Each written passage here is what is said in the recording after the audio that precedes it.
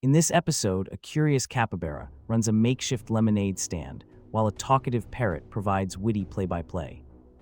A jittery chinchilla acts as the barista, frothing imaginary milk, with dramatic flourishes that steal the show from the capybara.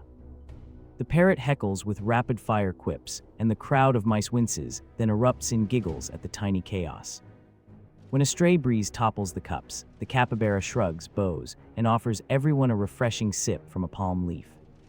The episode ends with viral-worthy laughter, as viewers realize kindness, plus clumsy optimism beats slick showmanship every time.